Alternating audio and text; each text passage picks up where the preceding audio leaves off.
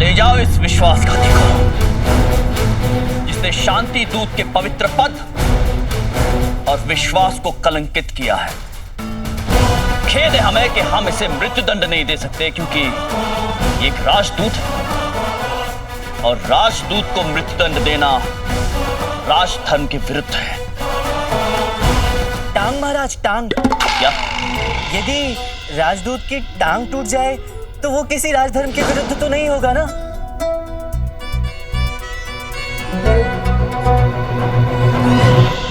इस विश्वासघाती की एक टांग तोड़ दी जाए और उसे वापस सुंदरगढ़ भेज दिया जाए, ताकि जब जब ये अपनी टूटी हुई टांग लेकर अपनी राजमाता के सम्मुख हो तो उन्हें भी स्मरण हो कि उन्होंने विजयनगर के श्री कृष्णदेव राय से कपट करने का कुप्रयास किया था। ले जाओ इसे। महाराज, सिपाहियों, क्षमा। महाराज। और भी कुछ है? जी महाराज। क्या?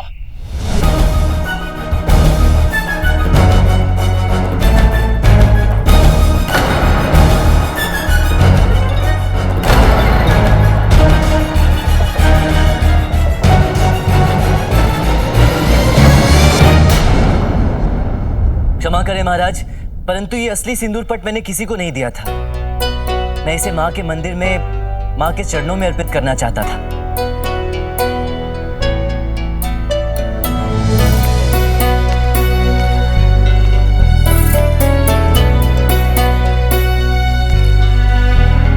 अद्भुत। अब ये मां की अमानत है। हम स्वयं जाएंगे मां के मंदिर और उन्हें अपने हाथों से इसे अर्पण करेंगे।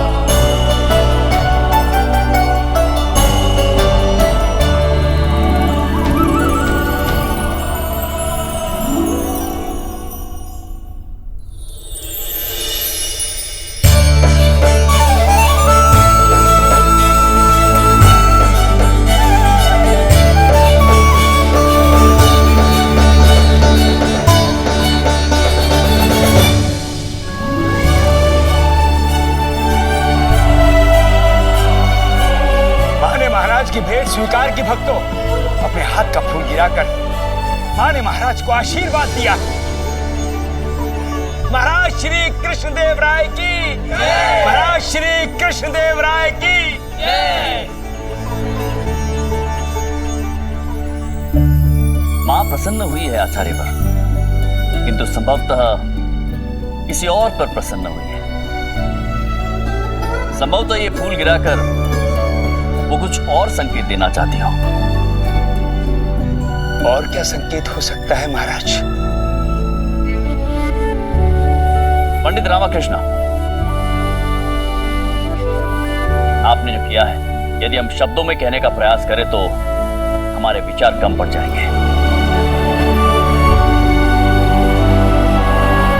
आप केवल धन्यवाद के पात्र नहीं हैं, उससे कई अधिक के पात्र हैं।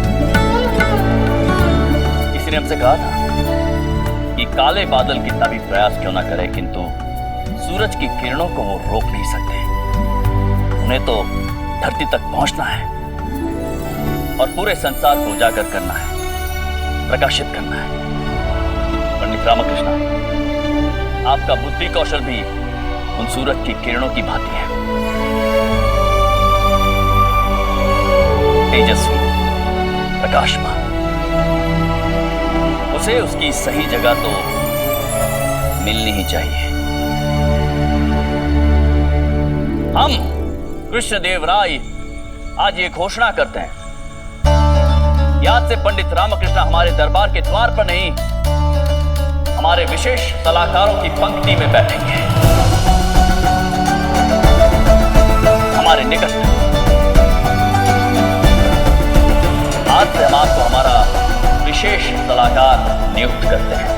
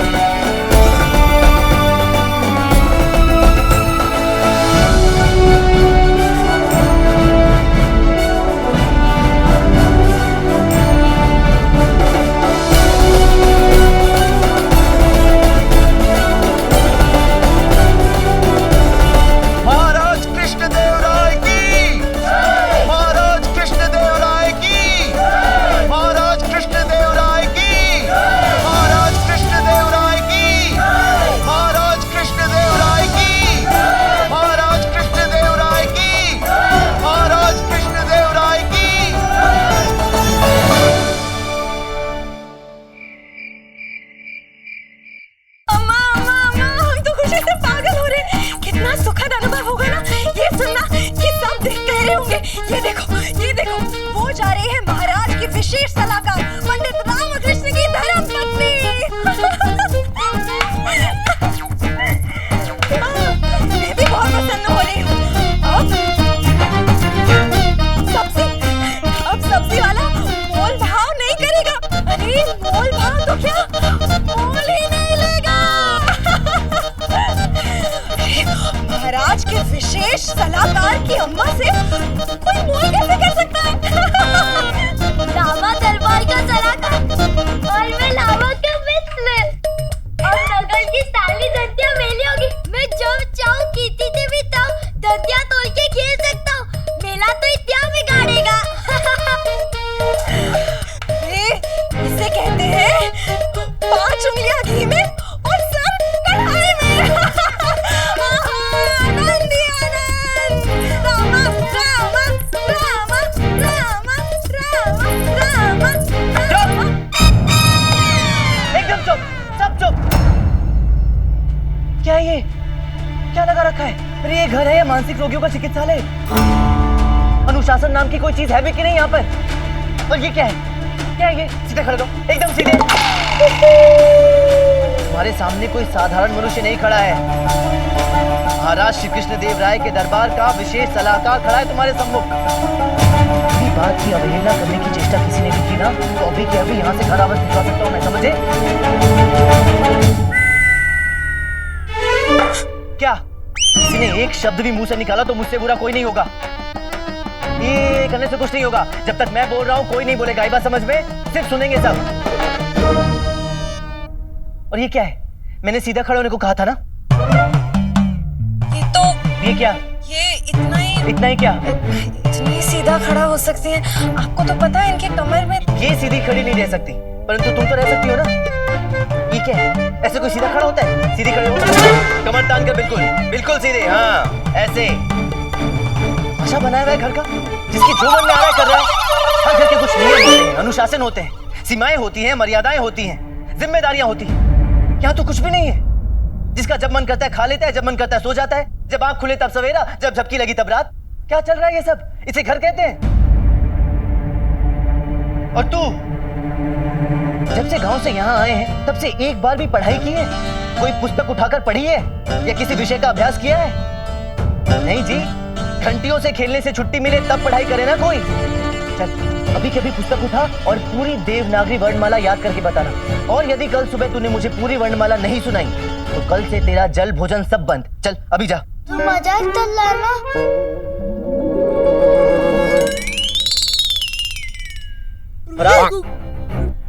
कितनी बार जाप किया आज?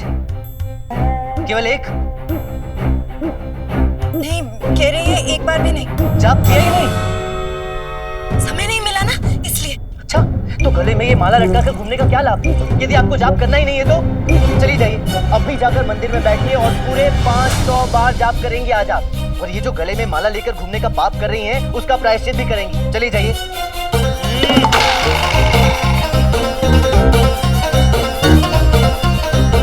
और तुम पति को घर आए इतना समय हुआ, जल पूछा, भोजन पूछा, स्नान की व्यवस्था की, सेवा वेवा की, हाथ पैर दबाए? उठा लो। क्या उठा लो? शपथ उठवा लो कि हम यही कहना चाहते थे। अच्छा, तो चलो कक्ष में।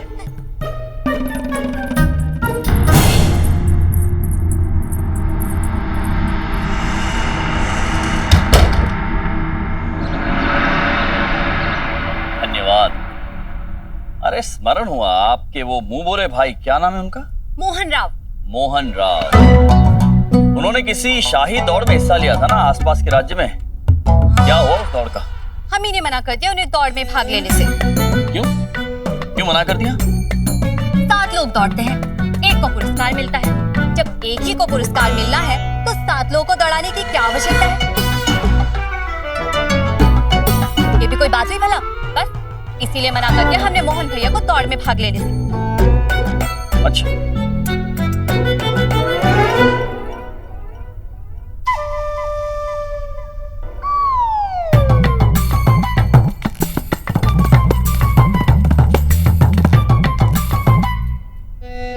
छोटी महारानी जी, जी द्वार में 2 छेद कैसे? ये महाराज, आपने कहा था ना कि आपकी लाडली बिल्लियों को कक्ष में आने जाने में बड़ी समस्या होती है। बस हमने द्वार में 2 छेद करवा दिए, छोटा छेद छोटी बिल्ली के लिए और बड़ा छेद बड़ी बिल्ली के लिए। अब आपकी लाडली बिल्लियों को कक्ष में आने जाने में कोई समस्या नहीं होगी।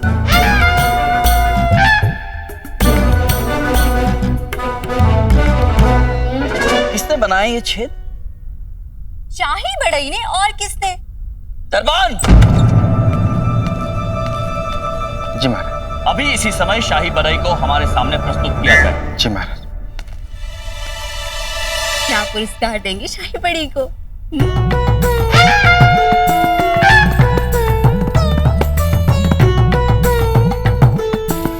प्रणाम महाराज। ये द्वार में 2 छेद आपने बनाए? जी महाराज। समझाएंगे जरा इन 2 छेदों का अर्थ? छोटी महारानी जी ने बताया कि आपकी दोनों पालतू बिल्लियों को कक्ष में आने जाने में समस्या होती है, इसलिए 2 छेद बनाए महाराज। किंतु 2 छेद क्यों? महाराज, जब बिल्लियां 2 हैं तो छेद भी 2 हैं। छोटी बिल्ली के लिए छोटा छेद और बड़ी बिल्ली के लिए बड़ा छेद। अर्थात बड़े छेद में से दोनों बिल्लियां आ जा सकती हैं, तो फिर छोटा छेद बनाने की क्या आवश्यकता थी बड़ाई? क्षमा करें महाराज, अब ये तो हम सोचे ही नहीं। मूर्ख, बुद्धिहीन! अरे 2 छेद करने से पहले सोचना तो चाहिए था। लेकिन महारानी, आपने भी तो। क्या हमने भी तो? ये हमारा काम है, हमने मना नहीं किया तो बना दिए 2 छेद। अपनी भी तो कल लगानी चाहिए थी। कल को हम कहेंगे कुएं में कूद जाइए तो आप कुएं में कूद जाएंगे। चलिए छोड़िए इन सब बातों को, अब वो कीजिए जो हम कहते हैं। जी। ये द्वार हटाओ और यहाँ पर एक नया द्वार लगाओ, ठीक वैसा ही सुंदर और उत्कृष्ट जैसा पहले था। जी महाराज। और हाँ, बिल्लियों के लिए बाहर एक घर बनाइए। अब बिल्लियां भीतर नहीं आएंगी, महाराज स्वयं बिल्लियों से मिलने बाहर जाएंगे। हम बिल्लियों से मिलने बाहर जाएंगे? महाराज, आपको हमारा सुझाव अच्छा लगा? हमें तो पता था आपको हमारा सुझाव अवश्य पसंद आएगा। और सुनो, इस द्वार में कोई भी छेद नहीं होना चाहिए, क्योंकि महाराज को बिल्लियों से मिलने जाने के लिए किसी छेद की कोई आवश्यकता नहीं, समझे? जी महाराज। अब तुम जा सकते हो। प्रणाम महाराज।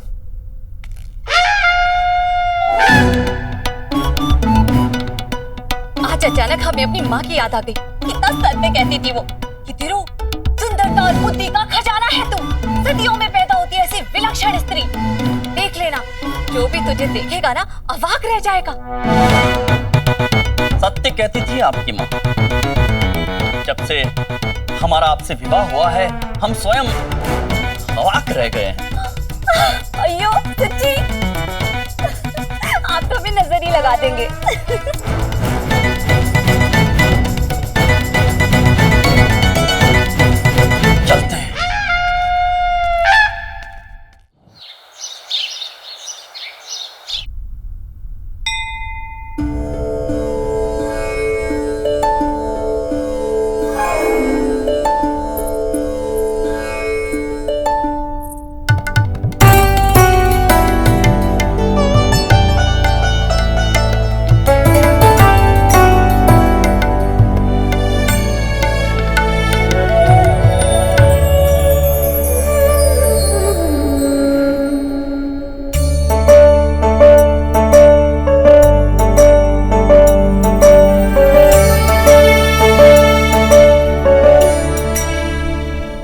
वैसे दूध पिलाने का असली समय तो कल रात्रि था। कल क्यों नहीं दिया दूध? कल रात्रि आपने अवसर कहाँ दिया जी?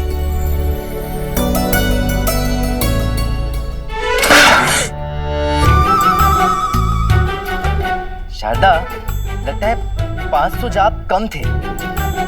मुझे अम्मा को 5000 जाप देने चाहिए थे।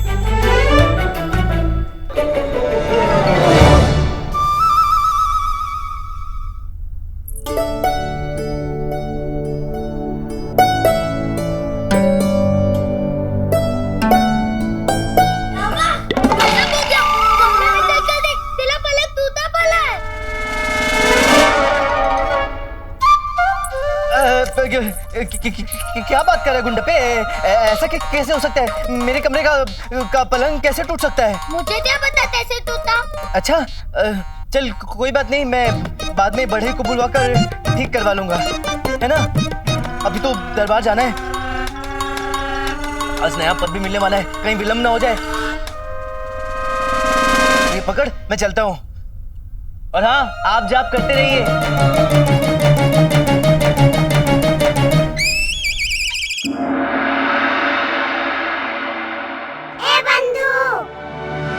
क्या बात है रामा, एक ही दिन में गृहस्थ जीवन का आरंभ भी हो गया और राज दरबार में नया पद भी मिल गया। सब माँ का आशीर्वाद है बंधु। उन्होंने हर चीज का समय निश्चित किया हुआ है। संभवतः ये मेरा समय है। बस आज दरबार में सब कुछ अच्छे से हो जाए, कुछ गड़बड़ ना हो। चल, नए पद का आनंद उठाया जाए। बस प्रार्थना करना कि महाराज किसी नई समस्या का टोकरा ना रख दें सर पे, बस।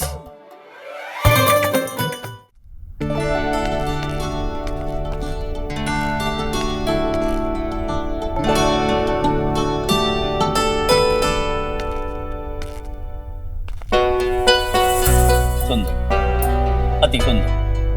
तो कैसा लगा छोटी महारानी तिरुमलम्बा का सुझाव? कैसा सुझाव?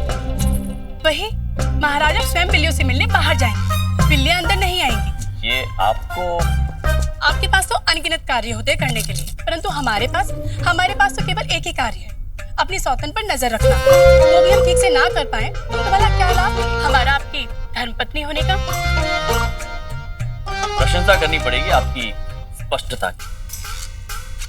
प्रशंसा करनी है तो इस बात की भी कीजिए महाराज कि हमारे यहाँ आपको कभी भी किसी प्रकार की शिकायत का अवसर नहीं मिलेगा। अच्छा, स्मरण हुआ आपके छोटे भाई साहब, हमारे छोटे साले साहब कहाँ हैं? हमारे छोटे राजकुमार वसुदेव अभी तो यही थे, जाने कहाँ चले गए?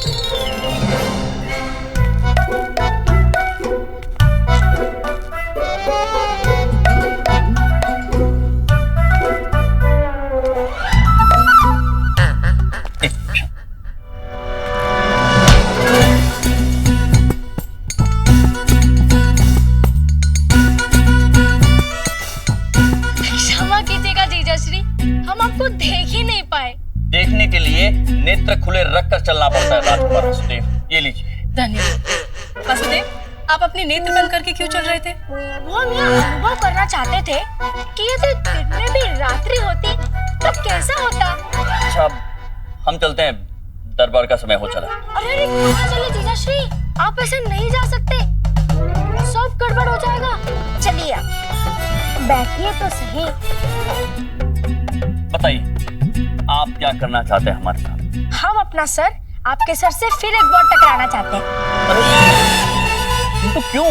कहते हैं कि यदि कोई किसी से टकरा जाए तो उसे टकराने वाले के सिर के साथ अपना सिर टकराना चाहिए, नहीं तो टकराने वाले दोनों व्यक्तियों के सिर पे सींग उगाते हैं। सींग?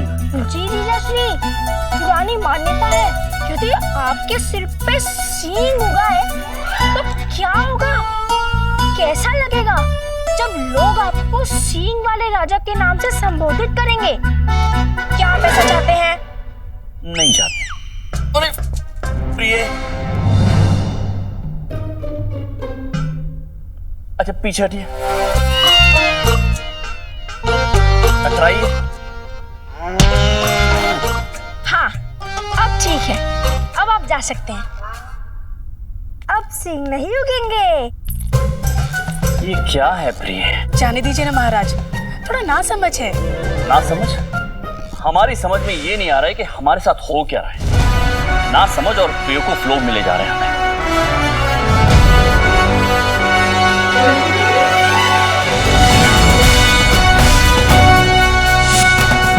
छोटी बिल्ली के लिए छोटा छेद और बड़ी बिल्ली के लिए बड़ा छेद। महाराज स्वयं बिल्लियों से मिलने बाहर जाएंगे। टकराने वाले दोनों व्यक्ति के सिर पे सींग उगाते हैं, सींग। इससे पहले कि हमें पूरे विश्व में मूर्खों की नगरी का राजा घोषित किया जाए,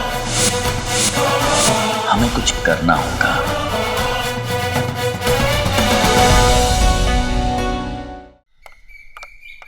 पालकी उठाओ। रुकिए, रुक जाइए स्वामी। क्या हुआ? विपत्ति, घोर विपत्ति आने वाली है। तुम पर? आप पर स्वामी। हम पर विपत्ति आने वाली? जी स्वामी। कैसी विपत्ति? सर फूटने वाला है। तुम्हारा? आपका स्वामी। हमारा? जी स्वामी। कैसी? जैसे ही आप इस पालकी से बाहर निकलेंगे, एक बड़ा सा नारियल पेड़ से टूटकर आपके सर पर गिरेगा और आपका सर तरबूज की तरह छिन्न भिन्न हो जाएगा। अरे मूर्ख, पालकी नीचे क्यों नहीं रखते हो? तुम्हें कैसे पता? अभी अभी झपकी लगी तो हमने स्वप्न में देखा। तुमने स्वप्न देखा? नारियल के पेड़ से एक नारियल हमारे सर पर गिरा, हमारा सर फूट गया। जी स्वामी। कुछ तो ठहर जाइए। आप कुछ ठहर कर जाएंगे तो गिरने वाला नारियल पहले ही गिर जाएगा ना, और आपका सर फूटने से बच जाएगा। क्या करूं इस औरत का? चलो स्वामी, अब क्या है? आप पर से विपत्ति टल जाए इसके लिए हमने अखंड प्रतिज्ञा ली है। प्रतिज्ञा? जी स्वामी। कैसे प्रतिज्ञा? एक सप्ताह तक प्रातः काल और सायकाल मंदिर जाकर उठक बैठक करनी होगी। हाँ तो करो ना, हमें क्यों बता रही? आपको करनी है। क्या करनी है? उठक बैठक। अच्छा जी स्वामी, यही तो प्रतिज्ञा ली है हमने कि आपको एक सप्ताह तक प्रातः काल और सायकाल 4-4 घंटे मंदिर जाकर उठक बैठक करनी होगी। और यदि प्रतिज्ञा पूरी ना हुई तो फोड़े फोड़े स्वामी, फोड़े। आपके पूरे शरीर पर फोड़े ही फोड़े हो जाएंगे। कुष्ठ रोग लग जाएगा स्वामी आपको। आपके हाथ पैरों को लकवा मार जाएगा। घसीट घसीट कर चलेंगे आप। कोड़ियों जैसी दशा हो जाएगी स्वामी यदि ये प्रतिज्ञा पूरी नहीं हुई तो। बस बस बस बस, इससे अच्छा तो तुम्हारा स्वप्न पूरा हो जाता। क्या कह रहे हैं? हे प्रभु, ये किन कुकर्मों का दंड दिया इस स्त्री को हमारी कुंडली में बिठाकर। हम गिनवाए गुरुजी। क्या कुकर्म गुरुजी? हमारे कुकर्म गुरुजी, हमारे कुकर्म। पूरी बात सुनते नहीं है, हिंसा पे उतर आते हैं। हमारे कुकर्मों का ही तो भगवान दंड दे रहा है आपको। अरे पालकी उठाओ। सब बचा के जाना। हाँ ठीक, हाँ चल उठाओ। आज वैसे ही कुछ अधिक तेल लगाया है आपने, बहुत चमक रहा है। नारियल से बचा कर रखिएगा और सायकाल समय पर पहुंच जाइएगा उठक बैठक के लिए। सुन रहे हैं ना स्वामी? महाराज कृष्णदेव राय की, महाराज कृष्णदेव राय की।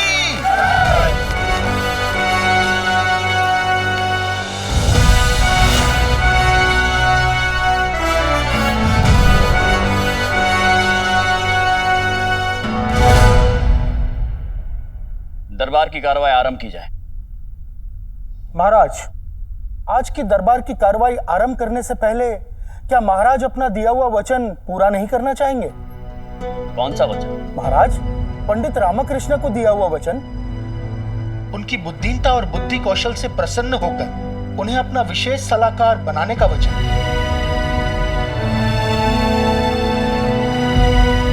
जो आपने उपहार स्वरूप उन्हें दिया। स्मरण कराने के लिए धन्यवाद मंत्रीवर। पंडित रामकृष्ण महाराज, हम तो भूल ही गए थे कि हमने पंडित रामकृष्ण को हमारे दरबार में अपना विशेष सलाहकार नियुक्त किया है।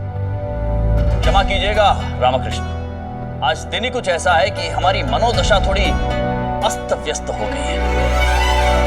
किंतु आपको देखकर स्मरण हुआ कि आप जैसा बुद्धिमान सुलझा हुआ मनुष्य हमारे दरबार की शोभा है। निसंदेह आप इस पद के योग्य हैं। विलंब किस बात का है महाराज? बुलाइए सलाहकार महोदय को और उनसे कहिए कि अपना स्थान ग्रहण करें। अब पर प्रश्न ये उठता है कि ये बैठेंगे किस स्थान पर? हमारे ग्रह योग अध्ययन के अनुसार इस पंक्ति में इनके लिए सबसे शुभ आसन रहेगा ये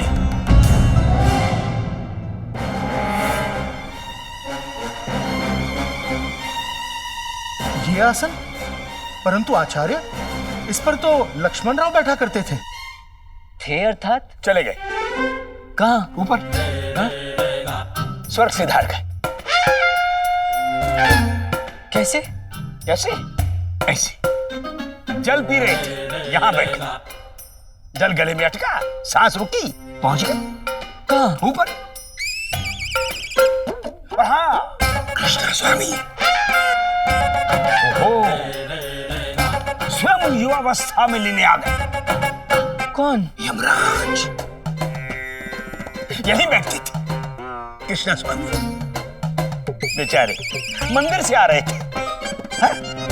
मंदिर की सीढ़ियों पर केले का छिलका था, छिलके पर पैर पड़ा, पैर फिसला और धड़ाम से सर टकराया सीढ़ियों से और लुढ़कते हुए धड़ धड़ धड़ धड़ धड़ नीचे पहुंच गए। कहाँ? ऊपर। यमराज अपने साथ ले गए।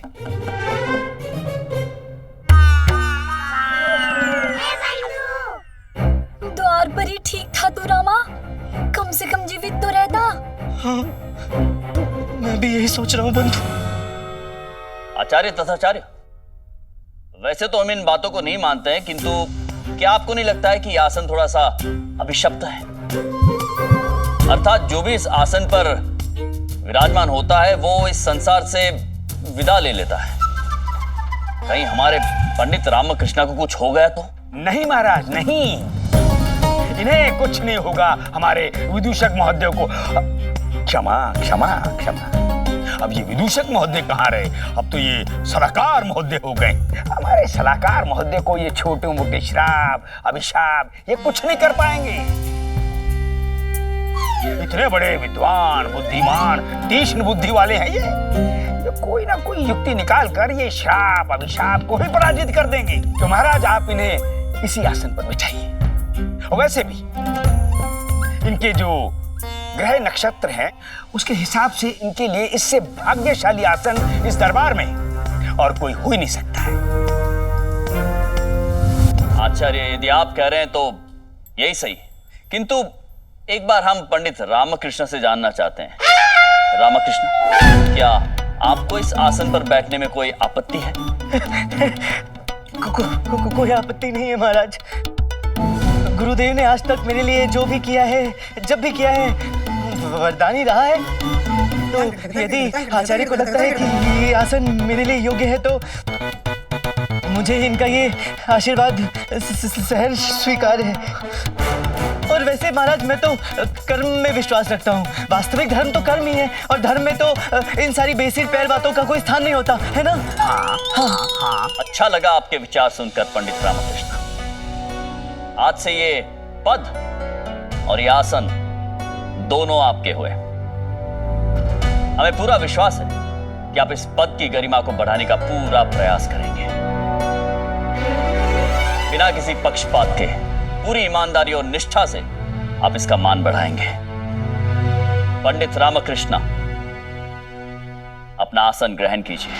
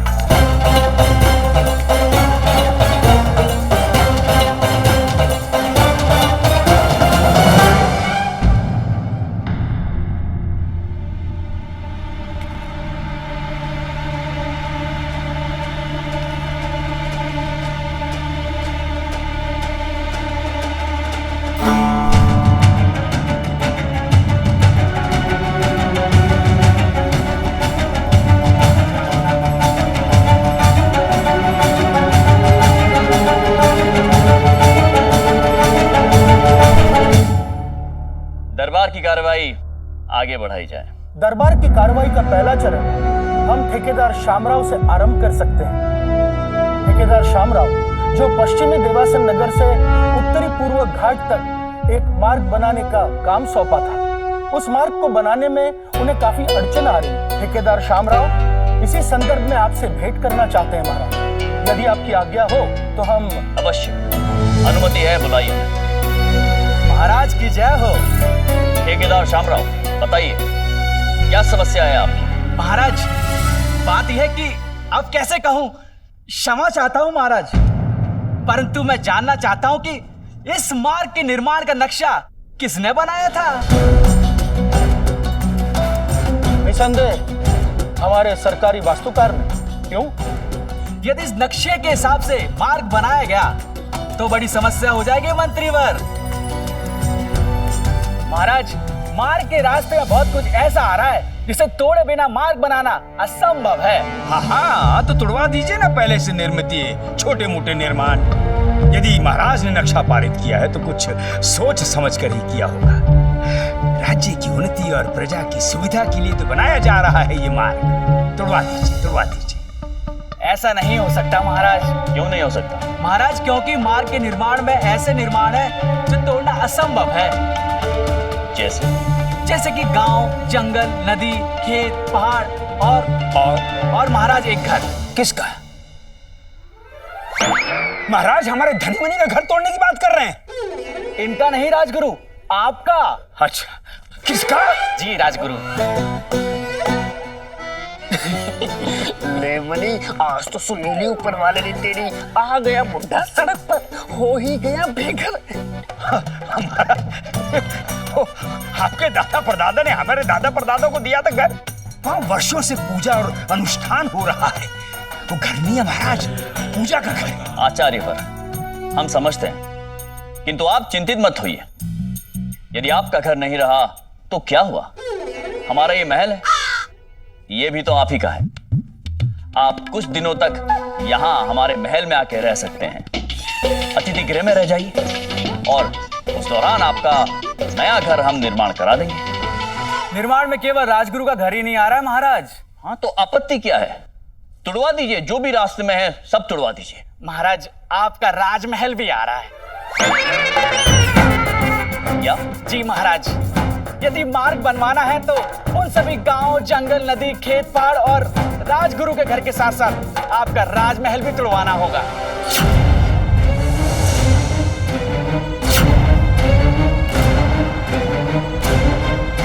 ठेकेदार शामराव, ये क्या कह रहे हैं आप? वास्तुकार कृष्णराव जिन्होंने इस मार्ग का नक्शा बनाया है वो हमारे बहुत ही पुराने, अनुभवी, सुलझे हुए और अत्यंत दक्ष वास्तुकार हैं। और ये जो नक्शा है वो हमने स्वयं भली भांति समझा है, उसे देखा है, उसके बाद उस मार्ग को बनाने की अनुमति दी है हमने। अब महाराज, जो भी कुछ है आपके सामने है।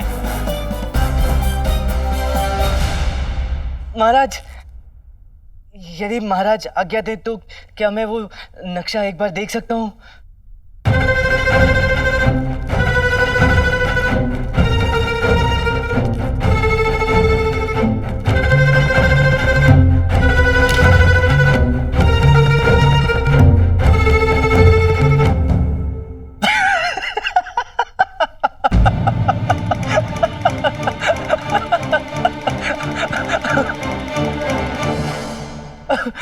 क्षमा करें महाराज, परंतु इस झमेले का पूरा कारण जानकर कोई भी स्वयं को हंसने से रोक नहीं पाएगा।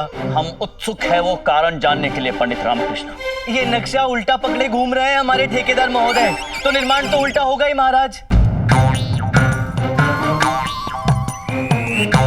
महाशय, ये नक्शा यूं नहीं, यूं बनाया गया है। सड़क मार्ग इस सीधी दिशा में बनानी है, उल्टी दिशा में नहीं। उल्टी दिशा का अनुसरण करेंगे तो समस्या तो होगी ही महाराज। हद होती है मूर्खता की। ये हो क्या रहा है हमारे महल में? जहां देखो वहां मूर्ख, बेवकूफ और अकल के अंधे दिखाई देते हैं। क्या संदेश जाएगा दुनिया में? यही ना कि राजा कृष्णदेव राय, दुश्मन जिसकी तलवार की धार देखकर चौंधिया जाते हैं, वो मूर्खों के महाराज हैं, बेवकूफों के सम्राट। परिहास बन के रह जाएगा हमारा विजयनगर राज्य, और वो हम होने नहीं देंगे। ले जाओ इस मूर्ख को और कारावास में डाल दो। महाराज गलती हो गई, क्षमा कर दीजिए महाराज। महाराज गलती हो गई महाराज, क्षमा कर दीजिए महाराज। महाराज गलती हो गई महाराज, क्षमा कर दीजिए महाराज। महाराज गलती हो गई। आचार्यवर जी महाराज। कोई उपाय बताइए, इस समस्या का कोई समाधान चाहिए। क्या करें हम इन मूर्खों का?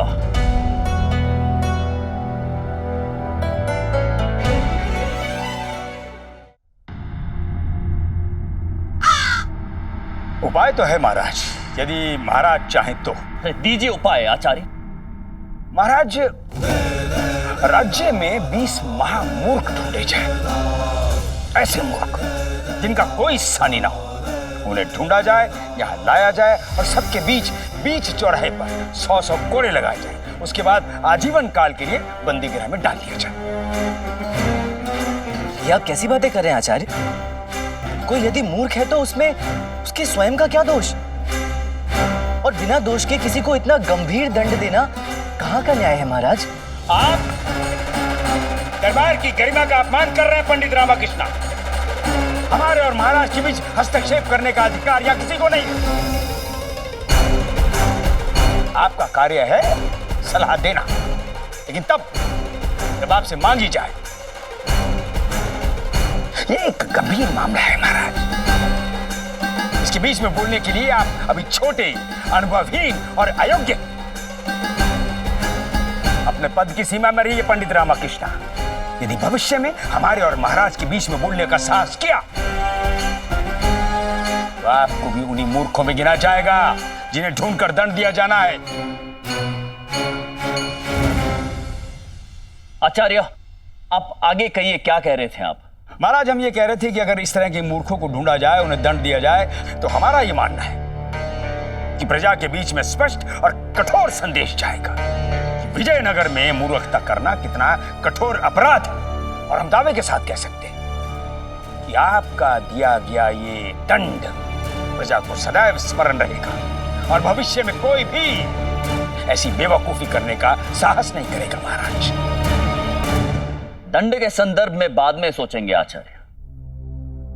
सर्वप्रथम हमें हमारे राज्य के मूर्ख चाहिए हमारे सामने। किंतु प्रश्न यह है कि यह कार्य कौन करेगा? कौन ढूंढकर लाएगा इन मूर्खों को?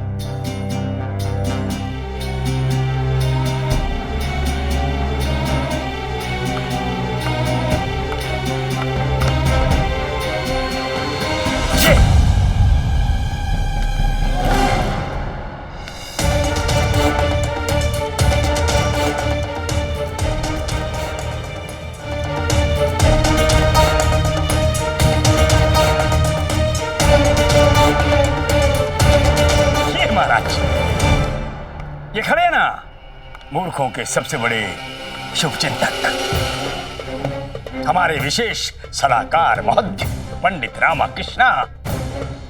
ये संभालेंगे दायित्व। ये ढूंढ कर लाएंगे मूर्खों को। रामा?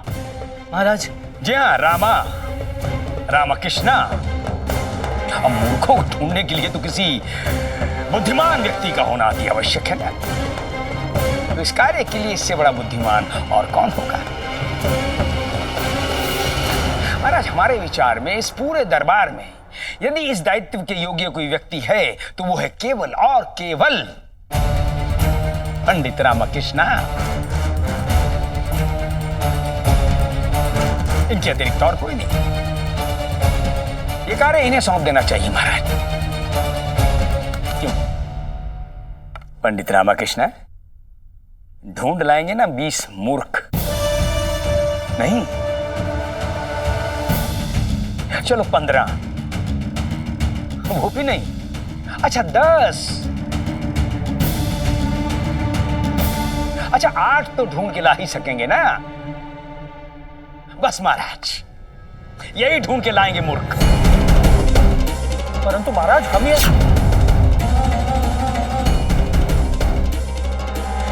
पंडित रामाकृष्ण, हम आपसे जानना चाहते हैं कि क्या आपको कोई आपत्ति है इस कार्य में? कोई आपत्ति नहीं है महाराज। यदि आचार्य ने मुझे इस महान कार्य के योग्य समझा है तो यही सही। कोई आपत्ति नहीं है महाराज। अद्भुत। तो निर्णय हो गया, पंडित रामकृष्ण हमारे लिए 8 मूर्खों को ढूंढ कर लाएंगे, वो भी 7 दिनों के भीतर भीतर। महाराज,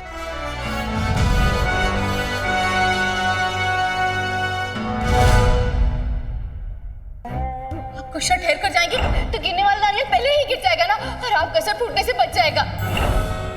तो पंडित रामकृष्ण पकड़ लीजिएगा महामूर्ख, जहां भी मिले, कोई भी हो, कहीं भी हो, हमारे, आपके, महाराज के, किसी के भी परिवार के, कोई भी निर्बुद्धि प्रचंड मूर्ख मिले उसे दबोच लीजिएगा, बिना डरे, बिना पक्षपात किए, और हाँ, बिना स्त्री पुरुष का भेदभाव किए।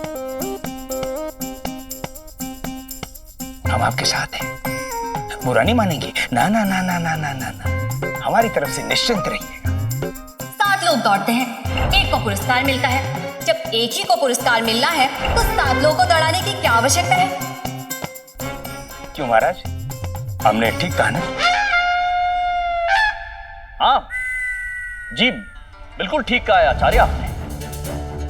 जाइए पंडित रामकृष्ण, आप जाइए और कार्य आरंभ कीजिए, और शीघ्र अतिशीघ्र हमारे सामने 8 मूर्खों को लेकर आइए।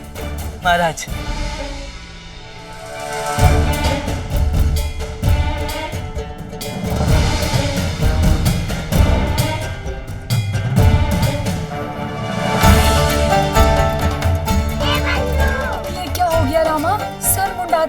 सही कहा बंधु, मैं तो आज यहाँ अपने नए पद का आनंद उठाने आया था, पर ये तो नया झमेला पल्ले पड़ गया। लगता है अभी तक मेरे नक्षत्रों में चैन से बैठने का समय नहीं आया है।